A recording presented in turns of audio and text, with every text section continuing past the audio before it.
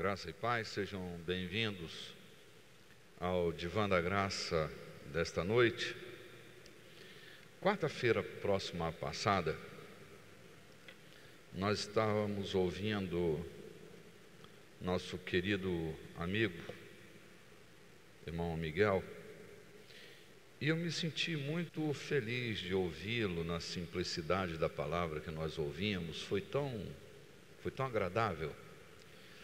E durante essa semana eu estive pensando no conteúdo do perdão, que foi o tema principal dele, e ele falava sobre a história do Levi, que era um judeu e agora estava trabalhando junto aos romanos na coletoria, e como ele, para trabalhar naquela coletoria, precisou negociar coisas da vida dele, como, por exemplo, ele renegar sua própria natureza de judeus para poder ser um representante do governo romano, que era o poder dominador da época. E como, quando Jesus se aproxima dele, chamando-o para a fé, como isso pode ter causado transtorno na cabeça daqueles que observavam, vendo um traidor da nação sendo chamado para fazer parte do grupo seletivo dos discípulos de Jesus. E como às vezes é difícil a gente ter que conviver com algumas decisões de Deus na nossa vida e que a gente não entende muito bem. Eu dizia que Deus, Ele ama as pessoas que nós não amamos. Deus não está obrigado a não amar quem nós não amamos.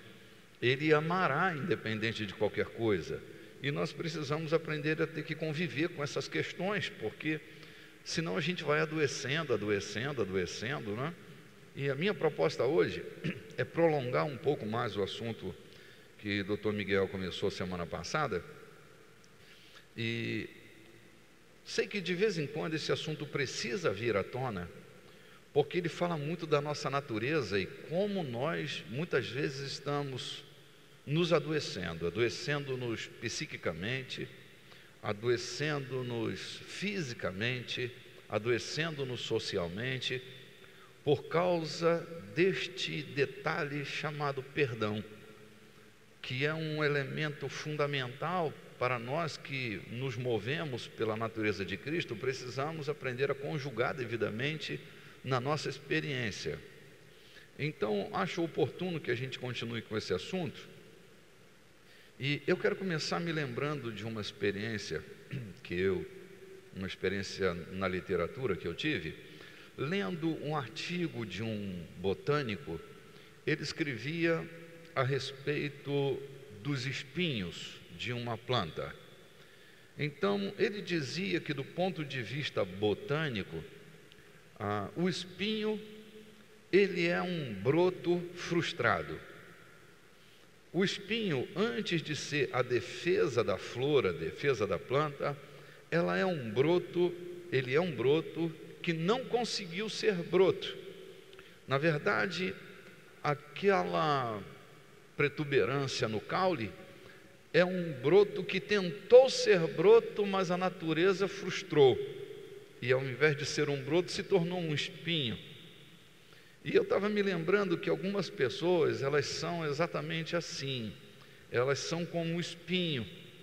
Você tenta abraçá-las e elas não conseguem sequer abraçar, elas não conseguem trocar afetos.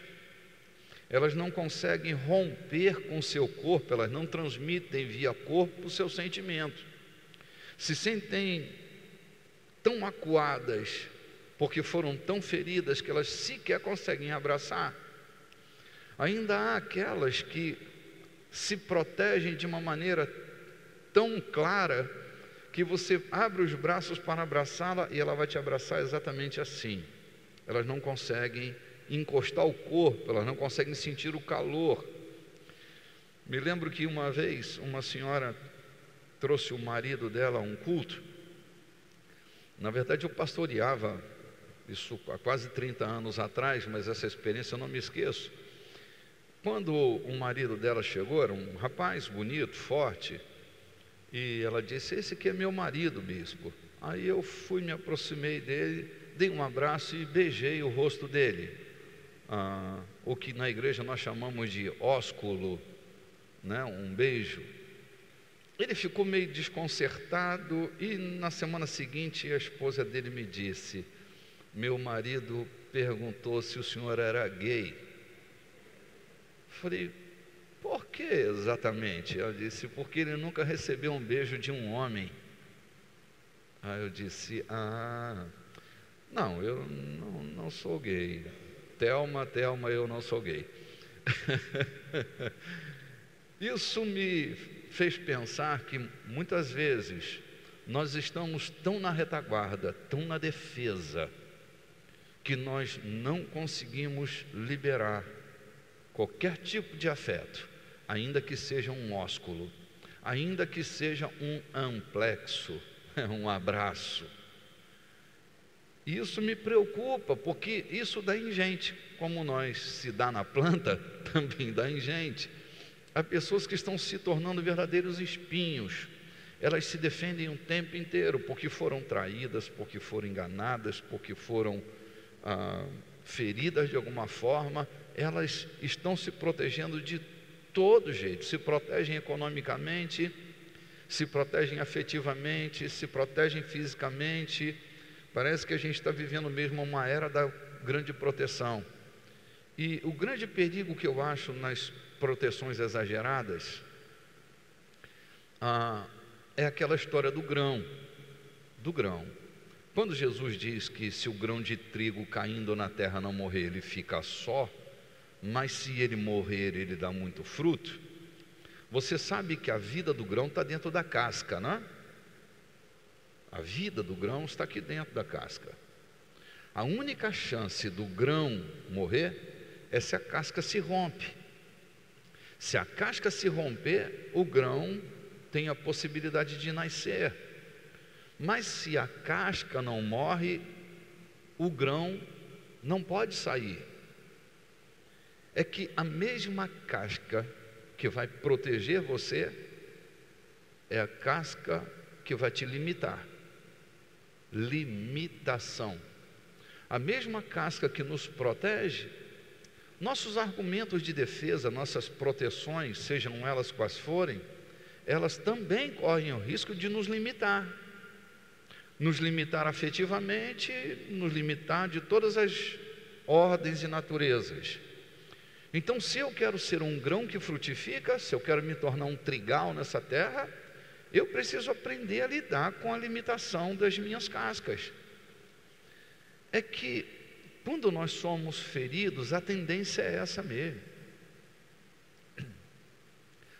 Eu fui fiador há anos atrás de uma pessoa, e essa pessoa acionou a minha fiança, e eu tive que pagar $30 mil de uma fiança, porque ele não pagou.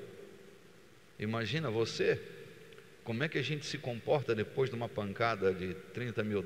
Hoje seria R$90 mil aproximadamente, né? 90 e qualquer coisa, 3 vezes 3, 9. Mas eu pensei muito bem, porque aquela experiência podia me fazer apodrecer, e eu nunca mais ser generoso com ninguém.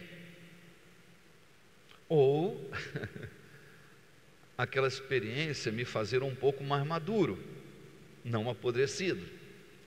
O grande problema das nossas experiências, sejam elas no terreno sentimental, emocional, financeiro, é que toda experiência ela tem dois grandes poderes: ou elas vão nos apodrecer, ou elas vão nos amadurecer.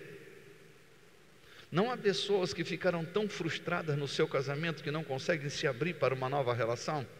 Se abre em parte ou não se abre coisa nenhuma. Ama pela metade, não consegue se dar, porque o que passou na vida delas foi tão violento que elas não conseguem se abrir mais. Elas vão estar sempre transferindo para o outro, ainda que o outro não tenha culpa nenhuma na história, vão estar sempre transferindo para o outro a responsabilidade que não é dele. E assim, ao invés de viver uma nova vida feliz, pode viver o segundo péssimo casamento, o terceiro péssimo casamento. A quantidade de casamentos que se tem não faz de uma pessoa mais feliz no próximo, pode se perpetuar a infelicidade, se eu não trato devidamente dessa traição, dessa violência, de toda essa tristeza que foi acometida no meu coração. Então, nossas experiências nem sempre vão nos amadurecer, elas podem nos apodrecer. Tudo bem, gente, até aqui? Então a gente precisa estar atento, porque de repente Deus está fazendo uma coisa boa para nós e a gente não está querendo. Amigos que são traídos por amigos, que se fecham para a amizade. Não tem um ditado que diz assim: homem é tudo igual? Você acha mesmo que homem é tudo igual? Não é. Desculpe, meu respeito pela sua experiência, mas homem não é tudo igual. Mulher não é tudo igual. Advogado não é tudo igual. Pastor não é tudo igual. Ninguém é igual a ninguém. O problema é que a gente se impermeabiliza, não é? E não permite que as relações fluam. Então, minha proposta na noite de hoje é que a gente se reacenda e tratar com seriedade aquelas coisas que deveriam nos amadurecer e estão nos apodrecendo. Tudo bem até aí? Vocês estão vivos? Só ouço cabeça balançando, não ouço sequer voz. Muito bem. Deixa eu caminhar aqui.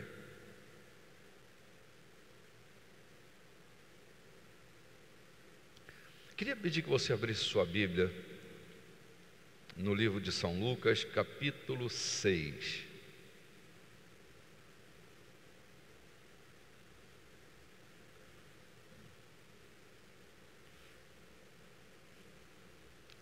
Versículo 37.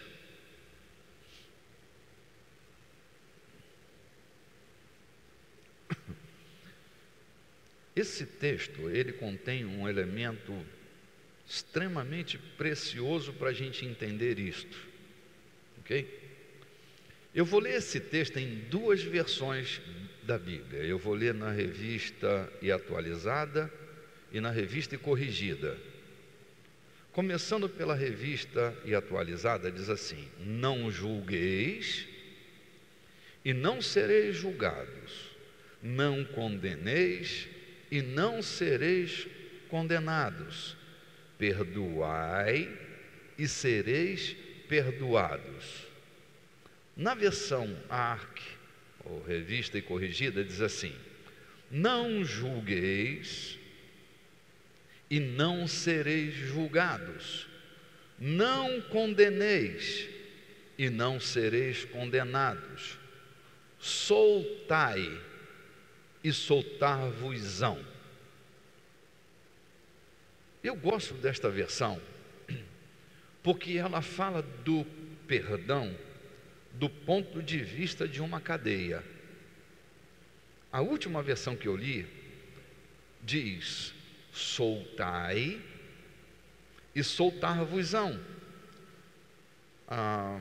Nesta versão, a proposta de Jesus é: você é solto, livre, na medida que você solta.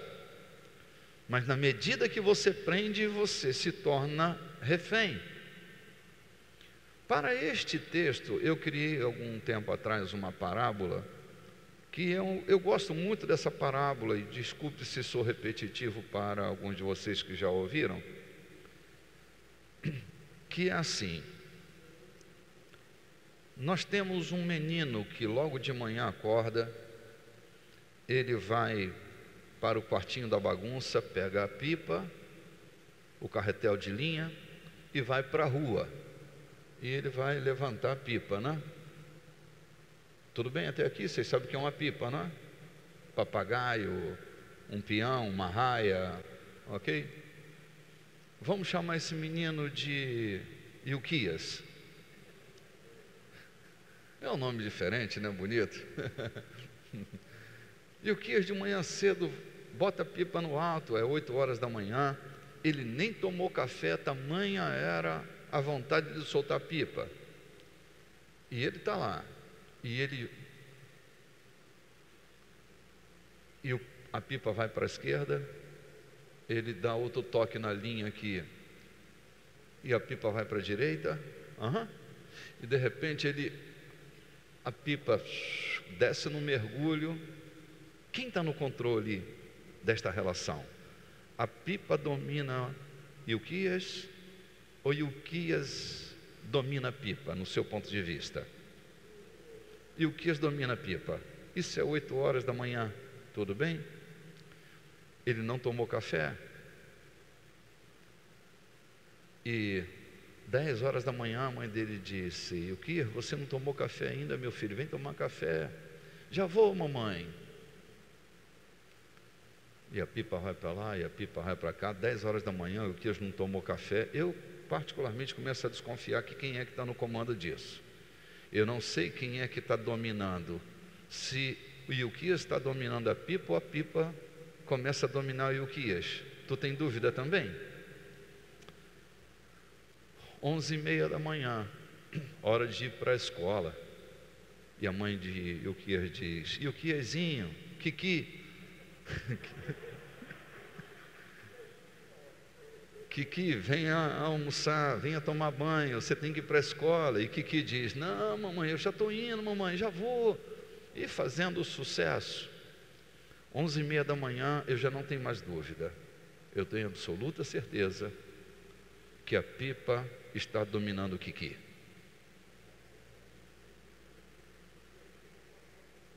Qual é o jeito de Kiki ir para a escola? Tomar banho e almoçar. A mãe de Kiki, às 11h40, já não suporta mais. Ela chega onde está o menino, arrebenta a linha e a pipa vai embora. É a única maneira que se tem de tirar o Kiki de trás daquela linha.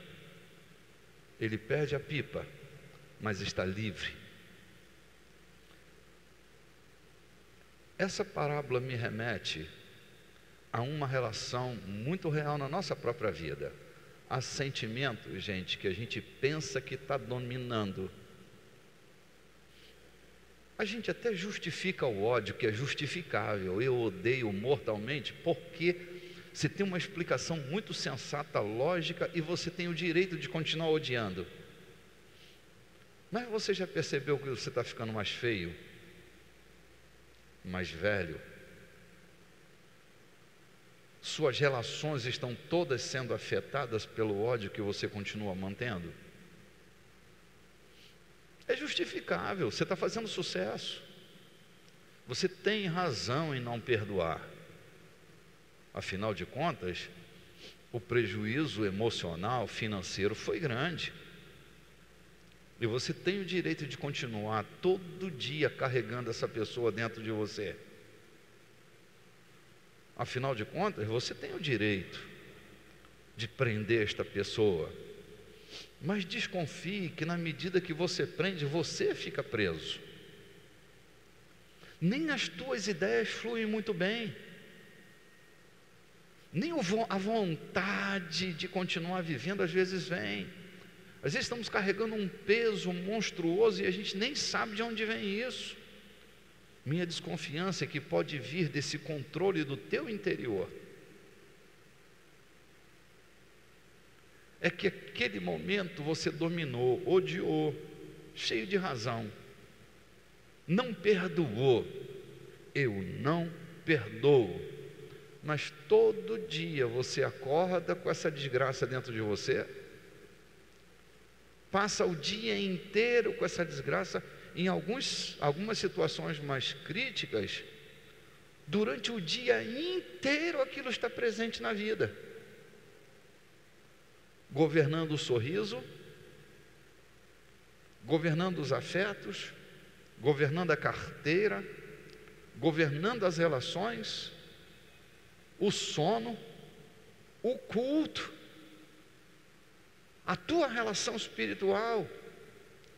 Nesse momento eu me pergunto, o que é que eu tenho que fazer? Porque as células vão começar a apresentar sinais. de que alguma coisa não está bem dentro de você. Há um momento em que isso precisa ser rompido. Eu atendi um menino, alguns anos atrás. Era filho de um rapaz que era aluno na mesma faculdade que eu era. Já era, acho que a segunda ou a terceira faculdade que eu estava fazendo.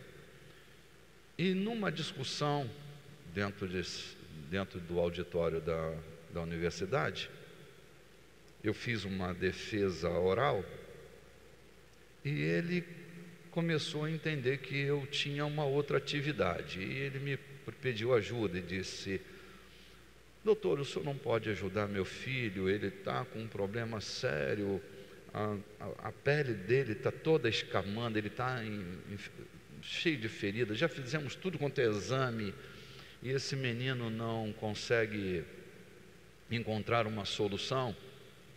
Eu disse: rapaz, eu não lido muito bem com criança, não tenho uma linguagem muito boa, mas pelo menos, então me leva lá, eu vou pelo menos orientá-lo para que você procure alguém que possa ajudá-lo. Quando o menino chegou, a pele do menino estava em carne vivas. Era um menino de uns 7 aninhos, 8 aninhos de idade. O menino sentou com a vovó dele e eu comecei a querer entender o que estava acontecendo. Dei um papel, uma caneta e disse para o menino: meu bem, desenhe sua família. Falei: quem é a sua família? Ele disse: papai, mamãe, meu irmãozinho, minha irmãzinha e eu. Eu falei: desenhe a sua família. E ele pegou bem no centro da folha e desenhou um boneco grande, que ele chamou de papai. Bem do lado, uma boneca um pouco menor e chamou de mamãe. E foi descendo, logo do lado, um bonequinho um pouco menor, e ela disse: é meu irmão. E bem na pontinha da folha, desenhou um outro bonequinho, disse: é minha irmã. E caindo da folha, metade do corpo fora da folha, ele fez um bonequinho e disse: esse sou eu. Não precisou ir muito mais além. Quando ele terminou o desenho dele, eu agradeci a vovó dele por ter trazido ele e disse: no nosso próximo encontro, eu preciso que os pais estejam aqui. O menino não precisa vir, mas eu quero um encontro com os pais. E no próximo encontro lá estavam os pais. Eu peguei o papel e mostrei para eles. E perguntei a eles: o que está acontecendo na casa de vocês? Porque esse menino está se excluindo da família, ele está inexistindo dentro do contexto familiar, ele está saindo do papel. O que está acontecendo? Aí a mulher começou a chorar, e o homem também, e me disseram: ele viu eu apontar uma arma na cabeça da minha mulher e dizer para ela que eu ia matá-la. Ele viu um ataque de fúria. O pai era um policial violento, muito atrevido, muito arrogante, e ele colocou a pistola na cabeça da mulher dele, e o filhinho estava lá na porta assistindo aquilo tudo. O que ele fez? Introjetou. Ele jogou aquilo para dentro dele. E eu disse: olha, o remédio é doloroso para curar seu filho, mas esse remédio não vende na farmácia. Esse remédio está dentro de você, chama-se arrependimento. Esse menino precisa receber um pedido de perdão de vocês. Vocês vão para casa, vão chamar esse menino no quarto e vão se projetar em amor, arrependidos pela loucura que vocês fizeram. Sabe o que aconteceu? Uma semana depois, não tinha uma ferida no corpo do menino. ele não trocou remédio, ele não foi a um outro médico. O perdão curou a pele daquele menino, destraumatizou aquele menino. A pele, ela é uma fotografia da alma. A alma, ela se expressa muitas vezes pela pele. Por exemplo, o vitiligo. O vitiligo normalmente é resultado de um trauma.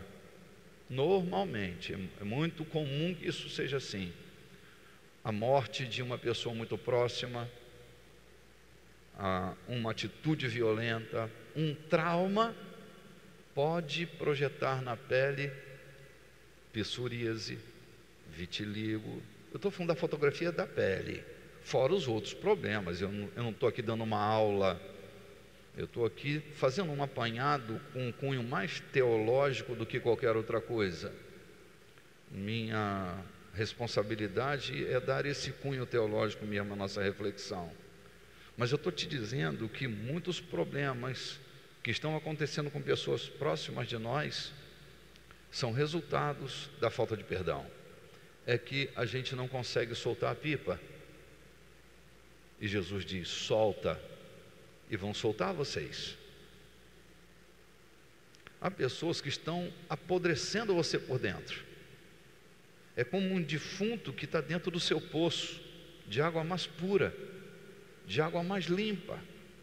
É uma ex-esposa, é um irmão, é um pai, é um tio, é um amigo, é uma quebrete, é uma loucura qualquer, que você prende aqui dentro e não quer soltar. Enquanto você não soltar, você fica preso. Na verdade, você se torna refém de quem você prende. Acho que foi quarta-feira que eu estava me lembrando do primo do pastor Ilquias, que tem lá um viveiro enorme de pássaros caros, e eu perguntei a ele: quanto tempo você não tira férias? Ele disse: desde que eu inaugurei o viveiro, porque se eu tirar férias, eles morrem de fome, morrem de sede, quem é que vai alimentá-los? E naquele dia, mais claro ficou para mim, que quando eu prendo alguém ou alguma coisa, porque às vezes não é uma pessoa, mas às vezes a gente odeia uma organização, uma instituição. Às vezes nosso problema não é com alguém, é com alguma coisa, e seja lá quem for, ou seja lá o que for, que estiver apodrecendo dentro de você, isso vai estragar a sua vida. E daqui a pouco você está com todas as suas articulações comprometidas, o teu sangue está envenenado. Porque, queridos, nosso humor, ele pode curar e pode adoecer o corpo físico. Pessoas que têm bom humor, a propensão a terem doenças devastadoras é muito menor. Hoje há terapias hoje que são baseadas no riso, na alegria, no contentamento. Um dos maiores, assim, do meu foco de admiração, um dos maiores psiquiatras e psicólogos do mundo acadêmico, chama-se Viktor Frankl. Viktor Frankl é um cara espetacular. Era um judeu que desenvolveu a sua teoria da logoterapia dentro de uma prisão, no campo de concentração.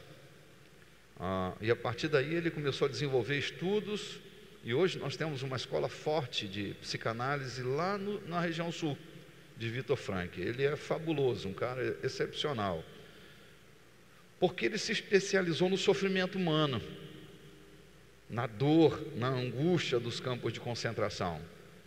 Então é bom a gente refletir com maturidade, porque, queridos, nesse momento eu estou considerando o perdão não do ponto de vista religioso, eu estou considerando o perdão do ponto de vista terapêutico.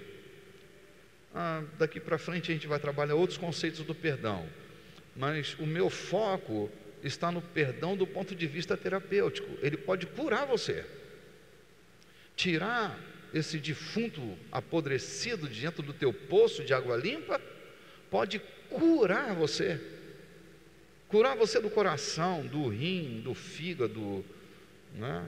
Da bucite, do bico de papagaio, da úlcera, da gastrite. Estou te falando. Você pode economizar muito dinheiro com terapias quando você solta. São palavras de nosso Senhor, são palavras de Jesus. Soltar-vos-ão. A quantidade de verdugos que nos atormenta pela ausência de perdão. Eu vou tocar em algumas parábolas de Jesus, que a gente vai ver a presença desses verdugos.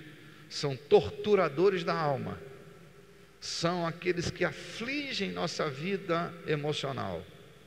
Até aqui está tudo bem, gente? Já está com vontade de soltar a gente daí? Já é a hora, né? É a hora, senão você vai ficar velha, ranzinza e não perdoa. Muito bem. Então sublinhe esse texto aí, viu? Lucas 6,37. Ele é uma boa chave para uma vida saudável.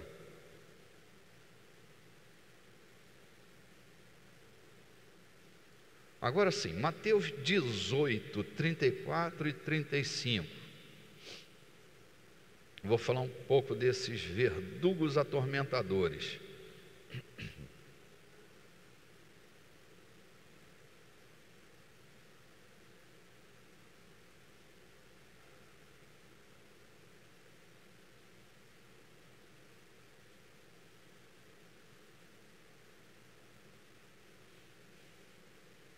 Que diz assim, Mateus 18, 34, 35, e indignado, o seu senhor o entregou aos atormentadores, até que pagasse tudo o que devia.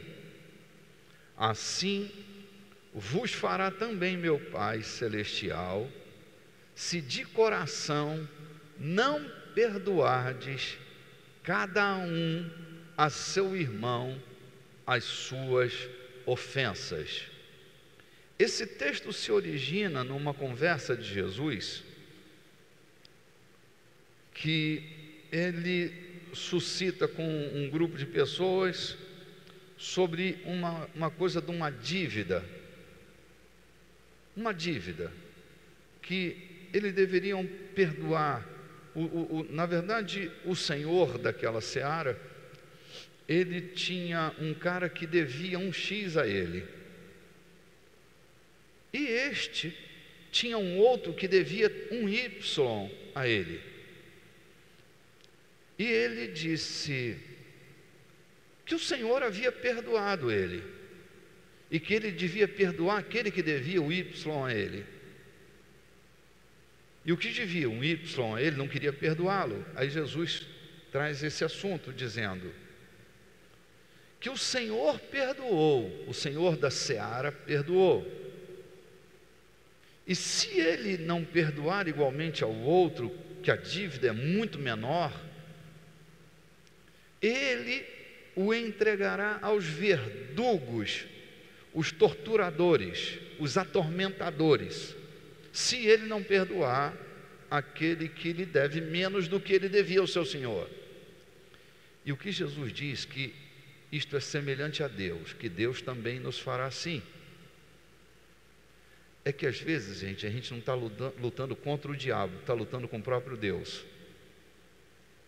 Que os verdugos do ponto de vista de Jesus não estão nas mãos do diabo, estão nas mãos de Deus. Você parou para perceber no texto que você leu?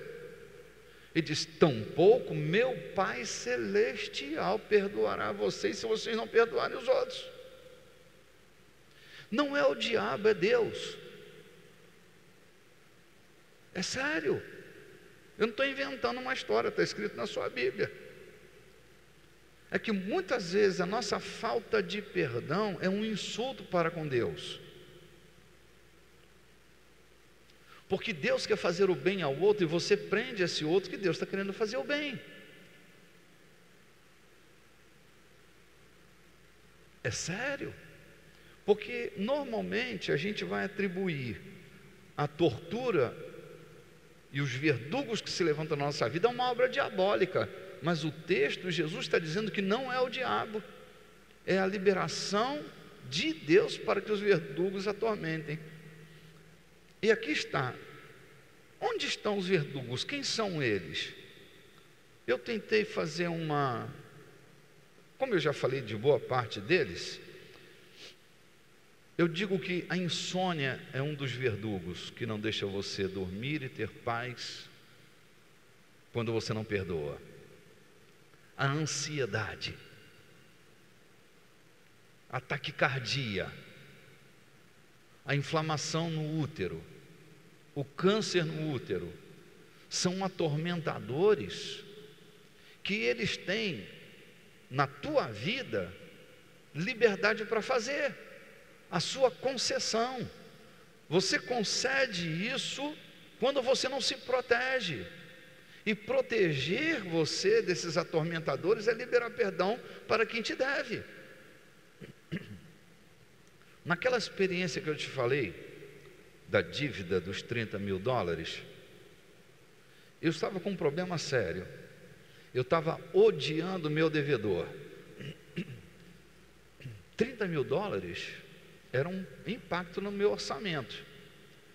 E eu estava com dificuldade. E esse rapaz, ele congregava na mesma congregação que eu. Eu era pastor dele. Ele me devia $30.000 e todo culto ele estava lá, sorrindo e cantando. E eu olhava para ele e disse: quando é que esse desgraçado vai me pagar isso, né?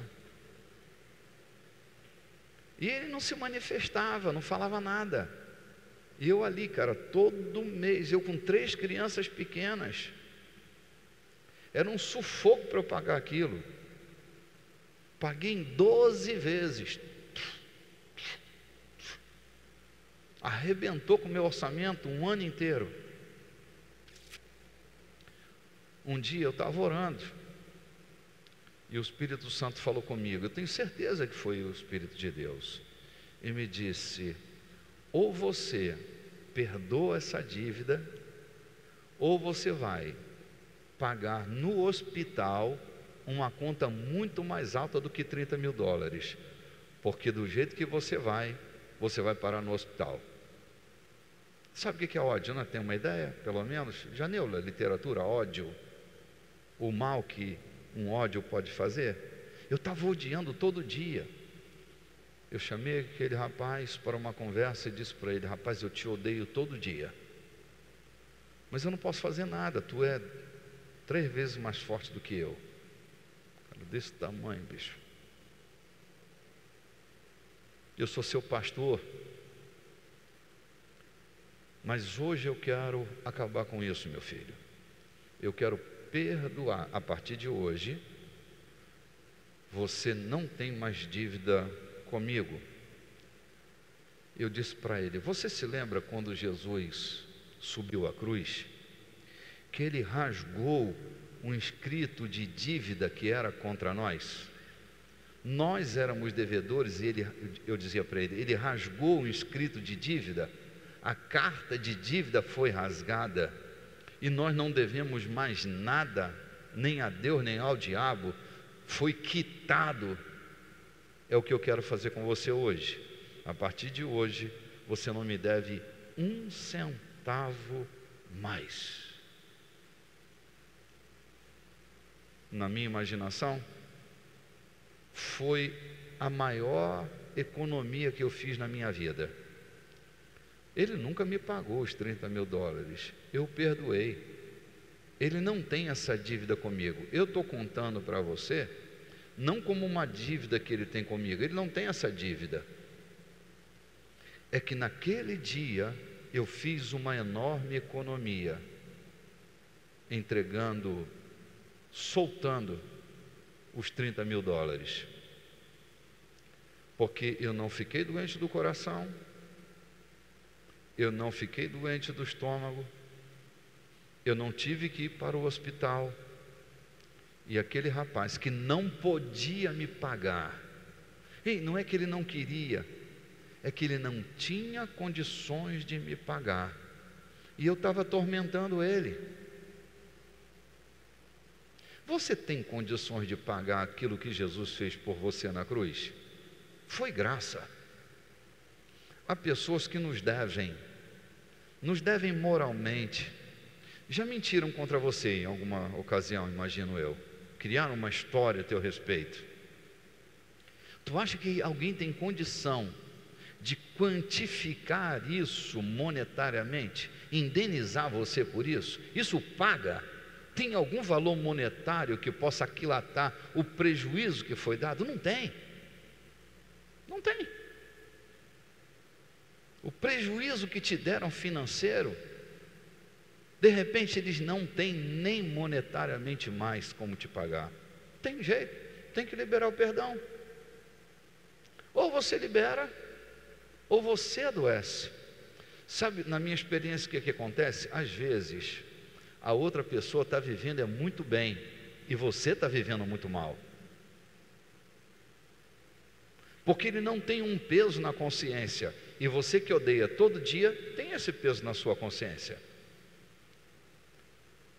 Então quem está no comando disso? Você, eu, que temos uma consciência de que alguma coisa não vai bem dentro de nós.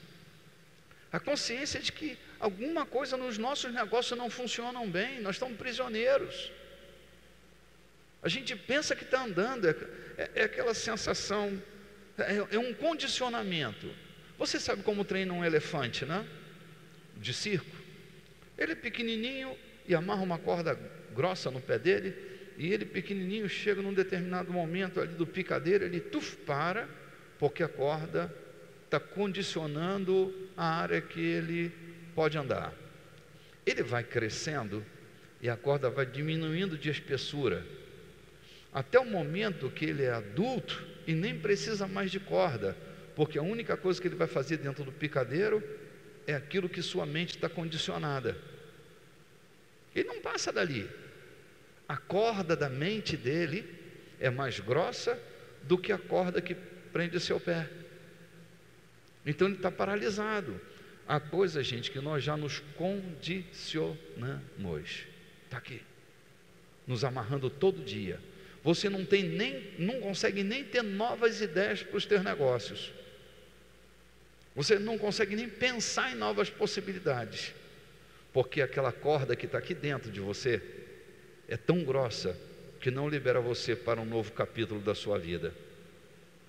Terapeuticamente, perdoar é sinal de inteligência, é de amor que você tem a você mesmo, é de amor que você tem para com seus filhos, para com seus amigos, com as pessoas que te amam.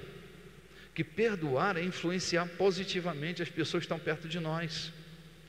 Você deixa de ser azedo, amargo, aquela coisa dura no relacionamento, porque você está solto, não precisa mais ficar torturado. Os verdugos não vão afetar a sua vida, porque você arrancou a legitimidade que estava dando. Eles são legítimos, gente. Eu vou ler novamente o texto aqui para você, o finalzinho do texto. Assim vos fará também meu Pai Celestial, se do coração não perdoardes cada um a seu irmão as suas ofensas. É que nesse momento, quando você não libera, você está legitimando todos os atormentadores na sua vida. Vou te explicar melhor isso. Não adianta corrente de oração, não adianta relógio de oração, não adianta profecia de melhora, não adianta sal grosso, não adianta vela de uma semana, não adianta o galho de arruda, não vai funcionar, esquece. Não adianta aí pedir ao Padre Zezinho para jogar água benta em você, não vai adiantar. Ai, mas se eu for na corrente dos 120 lá da Universal, não vai adiantar. Porque esses verdugos só tem uma maneira de você se ver livre deles, é perdoando. Estou me fazendo compreender, né, gente? Mas, Birpe, se eu fizer um jejum daquele, tu vai ficar com fome, mas não vai adiantar nada. Estou te falando que não vai. O senhor não tem fé? Tenho, minha fé diz isso, que você tem que perdoar. Porque perdoar, isso a gente vai jogar para o capítulo seguinte, semana que vem, perdoar do ponto de vista da fé. A única vantagem que você tem quando perdoa é que você mergulha no território da fé. Você não perdoa porque sente, você não perdoa porque você vai ter um resultado imediato, você perdoa por causa da fé. Lembra dos 70 vezes 7? Vou tocar nisso semana que vem. Que Pedro diz: Senhor, até quantas vezes devemos perdoar uma pessoa que arrependida vem nos pedir perdão? Aí Jesus diz: até 70 vezes 7 num dia. Então aguenta que a semana tem 7, hein, bicho? O mês tem 30. Num dia, 70 vezes 7, 490 vezes num dia, se arrependido. A questão também aqui é arrependido, né? Cara, arrependimento o cara não faz de novo. Jesus, na verdade, está fazendo um grande barulho nisso, porque ninguém se arrependerá num dia 490 vezes. Arrependimento é uma vez só. Aquilo que vai 490 vezes é remorso. Eu tenho remorso, aí eu faço de novo. Eu não me arrependo, porque arrependimento é mudança de cabeça. Eu mudo minha mente. Aí Pedro diz assim para Jesus: Senhor, ajuda-nos na nossa falta de fé. Daqui Pedro suscita um conceito que é perdão do ponto de vista da fé. Eu não estou vendo nada, eu vou me lançar numa expectativa futura, porque eu não estou vendo nada. Porque, queridos, perdoar não é só se o outro se arrepender. Se arrependendo ou não, você precisa soltar. Porque arrependido ou não, ele vai te fazer mal. Mas e se o outro não se arrepender? Solta essa desgraça logo de uma vez. Será inteligente soltar. Mas eu não vi arrependimento, então vai para o buraco, você e ele que não se arrependeu. Porque o perdão não é uma questão de ego, é uma questão de inteligência, é uma questão de soberania sobre a história. O ego vai trabalhar essa história. Como é que eu vou perdoar se não se arrependeu? Então, tudo bem, filho, não perdoa então, fica sendo torturado. Ou decide, arrependido ou não, vai-te embora. Sai da minha vida. Sai da minha aba, pelo amor de Deus. É uma questão de você soltar para a pessoa poder ir. Mas eu não vi um pingo de arrependimento. Não precisa haver. Você é inteligente. Você tem a mente de Cristo. Você acha que aqueles caras que crucificaram a Jesus, você acha que eles se arrependeram ali enquanto estavam cuspindo nele, enquanto estavam insultando? Você acha que ele se arrependeu? Não, claro que não. Mas por que Jesus perdoou? Porque Jesus é doidinho? É ingênuo? Não, meu irmão. É que o próximo capítulo da história, Jesus vai parar lá no Sheol, lembra? Lá no inferno. Se Jesus entra no inferno com o coração contaminado pelo ódio, nunca mais ele sai de lá. Já parou para pensar nisso? Que Jesus perdoa com uma perspectiva do futuro. Ele ressuscitaria ao terceiro dia. E se ele entra contaminado pelo ódio da natureza humana, nunca mais ele sai de lá. Eu estou falando do ponto de vista técnico, né? Quando ele entra no Sheol, ele está puro pelo lado de dentro. Não tem nada contaminando a natureza de Jesus. Ele entra com seu coração completamente puro, porque aquilo que ele devia levar para o túmulo, ele não levou, ele soltou antes da hora. Ele perdoou seus algozes. Essa lição de Jesus, para mim, é uma das decisões mais tremendas que eu vejo Jesus tomar no que diz respeito ao assunto do perdão. É que ele mostra para nós um caminho.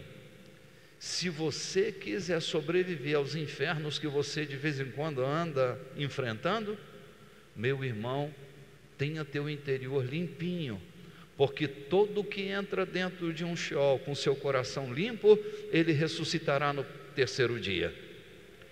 Essa será a sua experiência. Você não vai ficar prisioneiro, atormentado a vida inteira. Cara, tem pessoas que estão há 10 anos, 20 anos sendo atormentados por uma história. Vai ganhar sua vida. Deixa esse louco seguir seu caminho. Não conduza mais ele dentro de você. Solta, e vão soltar você. Amém? Estou terminando por aqui. Acho que está de bom tamanho para você refletir. Eu não quero saltar. Acho que vamos ter aí pelo menos uns 3 capítulos deste assunto. E tem tantos assuntos interessantes dentro dele que eu não quero esgotar. Eu quero terminar hoje esse ponto exatamente aqui. Perdoar é terapêutico. Perdoar traz saúde para você. Arranca você do tarja preta. Tira você da loucura da ansiedade. Solta. Quando eu estava falando, estava me lembrando de uma canção. Quando eu era menina, essa canção era cantada pela nossa irmã Maria Bethânia, irmã de Caetano Veloso. Eu não sei bem de quem é a música, mas a voz dela está aqui. Tudo bem, irmã Maria Bethânia, já ouvi. Ela diz assim: olhos nos olhos, quero ver o que você diz, quero ver como suporta me ver tão feliz. Dona Maria Bethânia estava doente. Essa raiva que ela carregava do outro, quero ver como é que você suporta me ver tão feliz. Quero ver como você faz ao sentir que sem você eu passo bem demais. Tadinha, ela adoeceu. Querido, deixa o outro seguir o caminho dele. Não importa se ele vai ficar feliz ou infeliz vendo você feliz. O que importa é que você seja feliz com Deus e deixa o resto para lá. Não importa, eu quero ver como é que você faz ao sentir que sem você. Deixa, rapaz, se vai sentir bem ou se vai se sentir mal.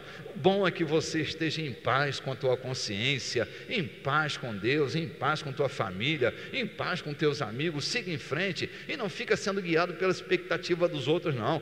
Tem gente que vai odiar porque tu está feliz e tem gente que vai bater palma. Pô. Então não fica sendo guiado nem pelo aplauso, nem pela vaia de ninguém, não. Você tem que ser o que você é por causa da glória de Deus na sua vida. Você é um filho de Deus, tem a mente de Cristo, siga em frente. Olha, pode ser que desse perdão surja um novo casamento.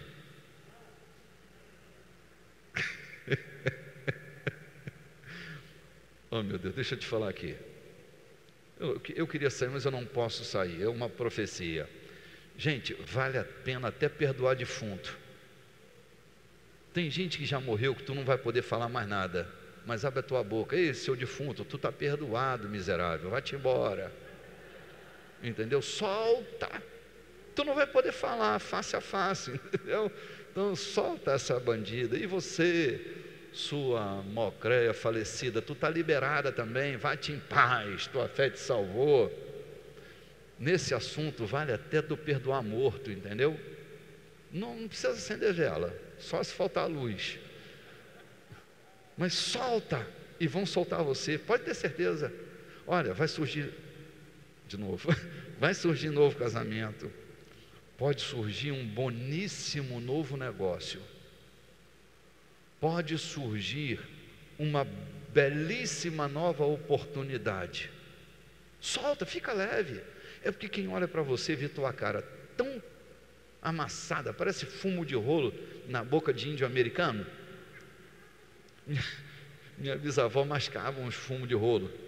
Sabe o que é, né? Tem gente que fica com cara de fumo de rolo mascado, bicho, aquela cara amassada. Ninguém vai negociar contigo, ninguém vai te amar desse jeito. Fala contigo, aquele azedume brota, né? Aquele cheiro azedo. Ah, meu irmão, quando você troca a sua alma, quando as catadupas, né? Catadupa é aquela água da cachoeira, né? Quando as catadupas de Deus descem sobre você e lavam o seu interior, seu olho brilha, seu sorriso fica bonito. Tu parece mais agora, não mais um fumo mastigado, né? Parece uma pessoa bonita, com o rosto bem apessoado. As pessoas vão gostar de você. Cara, é tão bom conversar com aquela pessoa, né? Ela não fica lembrando o passado, contando aquelas misérias do passado. Cara, é tão bom conversar com ela. Tu vai arrumar um casamento já, pode ver. Oh, meu Deus do céu, me ajuda, Jesus. Ah, não, vou parar aqui mesmo. Gente, estou terminando aqui. Porque eu sei que essa noite, minha contribuição é para que você que me assiste pela internet, você que está me assistindo pela TV, está sentadinho aí no seu sofá, pode ser que este assunto mexa com você, te traga memórias que você não quer nem pensar mais, mas não adianta, está aí dentro de você. São coisas que você tem que arrancar, tem que jogar fora. É como uma coisa que está apodrecendo dentro de você. Se você não tiver coragem de meter a mão nisso e jogar fora, abrir a sua boca, confessar perdão, liberar e soltar, você não vai ser solto. Então quero animar você a fazer isso comigo essa noite. Não é muito comum, mas eu quero orar com você. Se você está aí perto do seu aparelho de televisão ou no seu monitor da internet, quero pedir que você se aproxime um pouquinho mais, que a gente esteja bem pertinho, e quero orar com você e todos aqueles que estão aqui ao vivo essa noite, não é? Curve sua cabeça. Eu não sei se essa é a sua experiência, mas se é, tenha essa palavra como sua, se aproprie dela, acolha bem no seu coração e ore comigo.